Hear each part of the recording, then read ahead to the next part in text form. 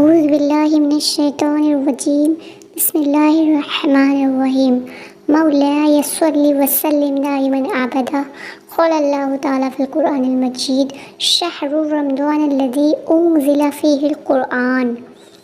رمضان کا مہینہ وہ ہے جس میں قرآن نازل کیا گیا۔ رمضان وہ مقدس اور معظم برکتوں والا مہینہ ہے جس میں قرآن نازل کیا گیا۔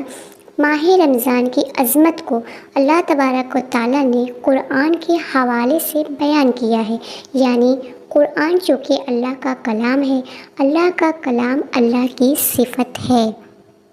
جس طرح اس کی ذات قدیم ہے اسی طرح اس کے صفات بھی قدیم ہے، وہ ازلی ہے، ابدی ہے، غیر مسبوق بالعدم ہے۔ اب اللہ تعالیٰ کے صفات کا یہ ایک خاصہ ہے کہ جو اللہ کے صفات میں سے کسی صفت سے جڑ جاتا ہے، اللہ کی صفت کی برکت سے وہ عزتوں والا اور برکتوں والا ہو جاتا ہے۔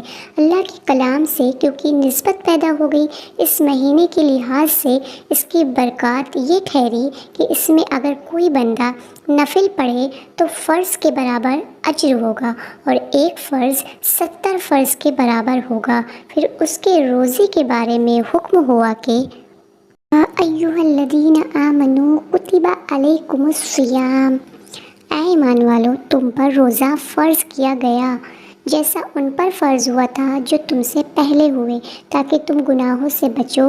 یہ گنتی کے دن ہیں، پھر تم میں جو کوئی بیمار ہو یا سفر میں ہو وہ اور دنوں میں گنتی پوری کرے، اور جو طاقت نہیں رکھتے وہ فدیہ دے، ایک مسکین کا کھانا۔ پھر جو زیادہ بھلائی کرے تو یہ اس کے لیے بہتر ہے، اور روزہ رکھنا تمہارے لیے زیادہ بہتر ہے اگر تم جانتے ہو۔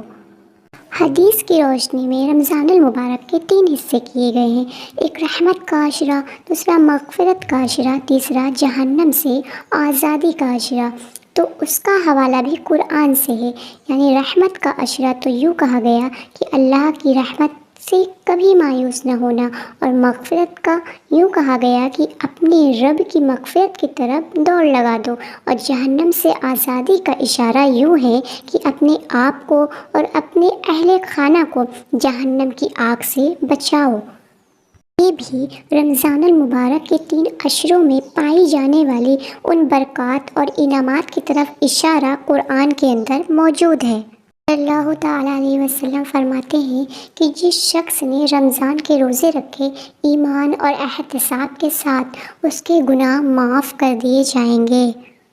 حضور صلی اللہ تعالیٰ علیہ وسلم مزید ارشاد فرماتے ہیں کہ روزہ اور قرآن بندے کے لیے شفاعت کریں گے۔ روزہ کہے گا اے میرے رب، میں نے کھانے اور خواہشوں سے دن میں اسے روک دیا، میری شفاعت اس کے حق میں قبول فرما۔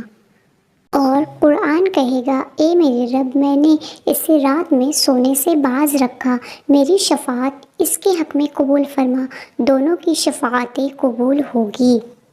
یہ رمضان اور قرآن چونکہ حضور صلی اللہ تعالیٰ علیہ وسلم کی عطا ہے، تو اللہ تبارک و تعالیٰ رمضان المبارک حضور صلی اللہ علیہ وسلم کی سنت کے مطابق گزارنے کی توفیق عطا فرمائے، آمین۔